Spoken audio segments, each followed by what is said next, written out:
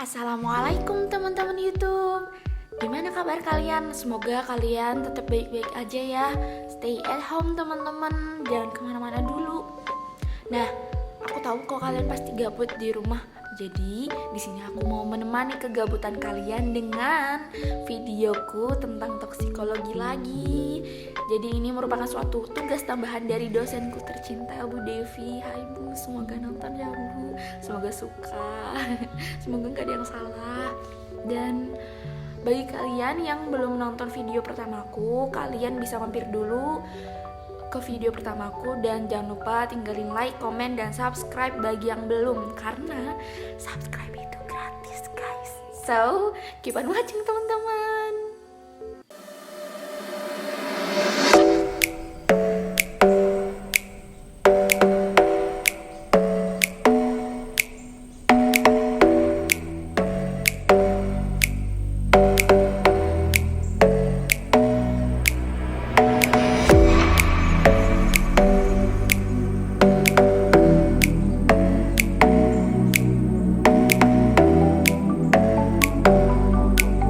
Before this presentation begins, I want to say thank you so much buat kalian yang kemarin udah like, comment, subscribe, and share of course di videoku yang sebelumnya.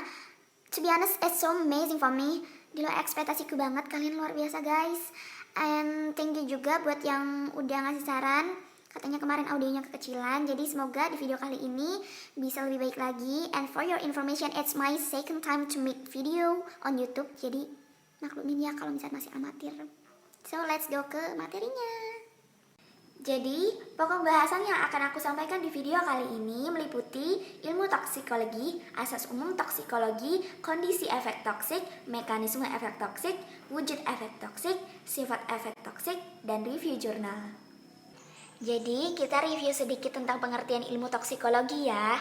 Ilmu toksikologi merupakan suatu ilmu yang mempelajari efek merugikan dari suatu zat kimia baik saat digunakan atau saat berada di lingkungan, terutama dampaknya pada manusia, baik yang masuk secara sengaja maupun tidak sengaja.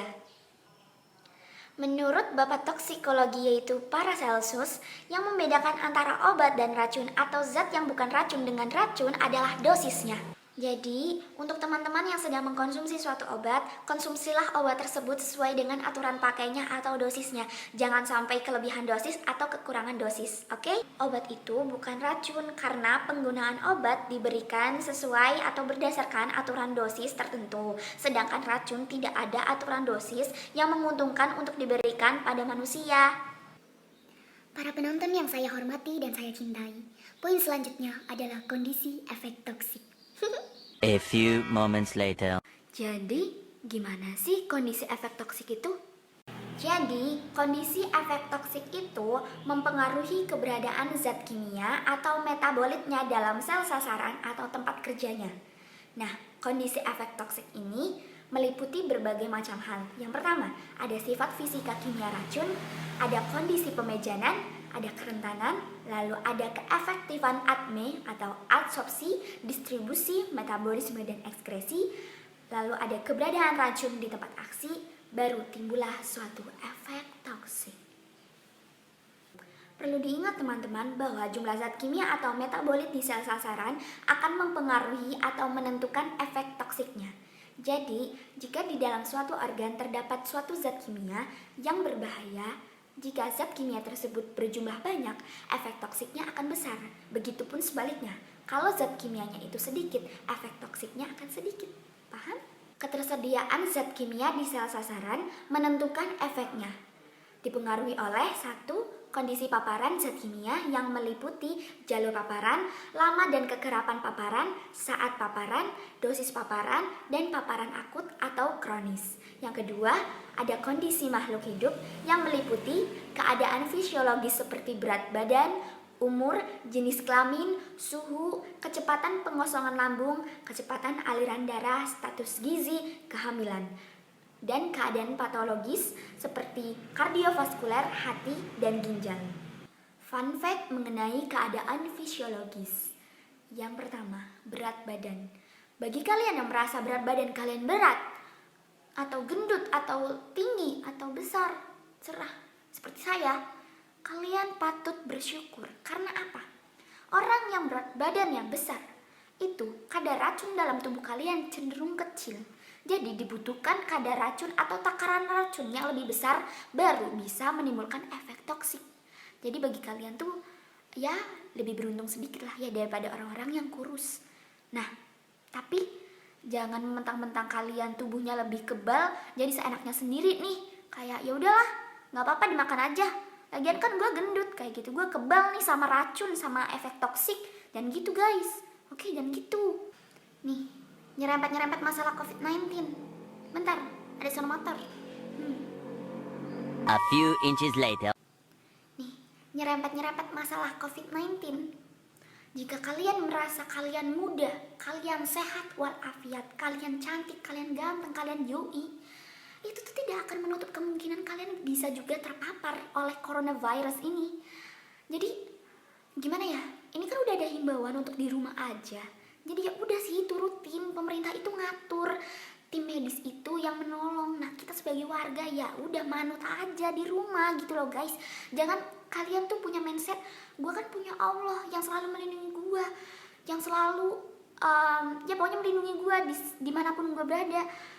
Terus kalian kayak ya udah gue pergi-pergi aja bodo amat, kayak hidup gue, jangan ngurusin hidup gue lu, kayak gitu. Jangan kayak gitu guys.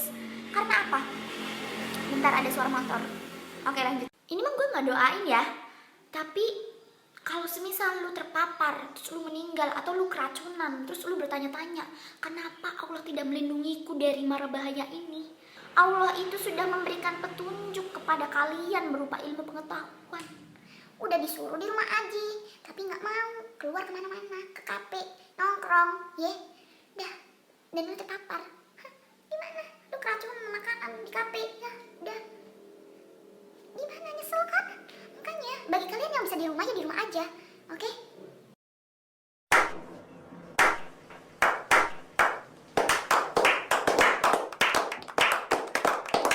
Nih. Kalau sampai lu pada masih ke kafe-kafe, terus bener tuh kata yang stand up, pergi ke mall tuh gampang nanti aja gitu loh guys. Mall itu nggak akan ganti jadi kayak kantin kecil yang di pojokan sawah gitu, kagak. Tetep aja tuh nanti mall masih gede gitu, nanti aja mainnya. Kalau misalnya lu masih main-main, gue sentil lu. Bercanda sayang. Do it! Just do it! Yes, you can! Just do it! 2 hours later. Oke, lanjutin ya guys. Selanjutnya ada penggolongan mekanisme efek toksik. Mekanisme aksi berdasarkan sifat dan tempat kejadian. Mekanisme aksi berdasarkan sifat antara racun dengan tempat aksinya. Mekanisme aksi berdasarkan resiko penumpukan racun dalam gudang penyimpanan tubuh. Selanjutnya ada wujud efek toksik. Wujud efek toksik merupakan perubahan biokimia, fungsional, atau struktural yang terjadi di dalam tubuh. Wujud efek toksik dapat berupa gabungan dari perubahan di atas.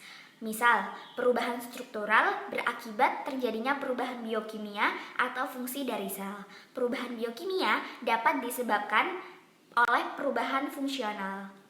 Selanjutnya, sifat efek toksik. Ada efek toksik terbalik. Cirinya, kadar racun habis, reseptor kembali normal. Efek toksik cepat hilang bila racun habis dan cepat kembali normal. Lalu ketoksikan zat beracun tergantung takaran atau dosis. Selanjutnya, efek tak terbalik, ciri-cirinya kerusakan menetap, penumpukan efek toksik, pemejanan takaran kecil jangka panjang akan memberikan efek yang sama dengan pemejanan takaran besar jangka pendek. Jadi, ini adalah judul jurnal yang aku review. Judulnya, Uji Toksisitas Ekstrak Etanol Daun Belimbing Wuluh dengan menggunakan metode BSLT. Di situ juga sudah tertera nama beliau-beliau yang meneliti beserta universitasnya. Metode BSLT merupakan salah satu metode screening awal pengujian senyawa sitotoksik. Penelitian sebelumnya telah membuktikan secara ilmiah bahwa daun belimbing wuluh memiliki efek antioksidan sehingga menjadi dasar tujuan dari penelitian ini untuk mengetahui efek toksisitas ekstrak etanol Averrhoa blimbi terhadap larva udang Artemia salina dengan menggunakan metode BSLT. Kanker merupakan penyakit yang tidak diketahui penyebabnya secara pasti, tetapi dipengaruhi oleh banyak faktor seperti merokok atau terkena paparan asap rokok, mengkonsumsi alkohol, paparan sinar ultraviolet pada kulit, obesitas dan diet tidak sehat, kurang aktivitas fisik, dan infeksi yang berhubungan dengan kanker. Metode pengujian BSLT dengan menggunakan larva udang dianggap memiliki korelasi dengan daya sitotoksik senyawa-senyawa anti kanker. Metode ini lebih murah, singkat, mudah dikembangkan, serta tidak ada aturan etika dalam penggunaan bahan uji. Adapun beberapa tahapan dalam pengujian BSLT, yang pertama, penyiapan larva udang, pembuatan konsentrasi sampel dan kontrol, dan pelaksanaan pengujian. Di sini ada tabel uji screening fitokimia. Identifikasi senyawanya ada flavonoid, saponin, tanin, steroid atau terpenoid, dan alkaloid. Di situ juga terdapat pereaksi beserta literaturnya. Pada bagian hasil dan pembahasan terdapat satu tabel yang menunjukkan beberapa konsentrasi ekstrak etanol beserta jumlah larva udang yang mati. Mekanisme kematian larva diperkirakan berhubungan dengan fungsi senyawa flavonoid yang menghambat daya makan larva. Flavonoid sebagai antioksidan yaitu melalui mekanisme pengaktifan jalur apoptosis sel kanker. Mekanisme apoptosis sel pada teori ini akibat fragmentasi DNA. Fragmentasi ini diawali dengan dilepasnya rantai proksimal DNA oleh senyawa oksigen reaktif seperti radikal hidroksil. Data yang diperoleh dari hasil pengamatan dihitung dengan menggunakan analisis probit untuk mendapatkan nilai LC50. Dengan menggunakan metode analisis pada Microsoft Office Excel dengan membuat persamaan garis lurus yang menghubungkan antara nilai log konsentrasi dengan nilai probit persen mortalitas. Setelah mendapatkan persamaannya, maka dimasukkan nilai Y sebagai nilai dari 50% kematian hewan uji yang akan menghasilkan nilai X sebagai log konsentrasi. Anti-log X merupakan nilai LC50. Berdasarkan hasil pengamatan dan analisis data yang diperoleh, maka dapat disimpulkan bahwa ekstrak etanol daun Averrhoa blimby atau belimbing wuluh memberikan efek toksik sedang. Jadi sekian dulu video kali ini. Apabila ada kesalahan mohon dimaafkan. And if you wanted to support me again, please click like, comment, subscribe, and share ke teman-teman kalian biar mereka tahu kalau aku emosi itu kayak gimana. Enggak, bercanda sayang. Jadi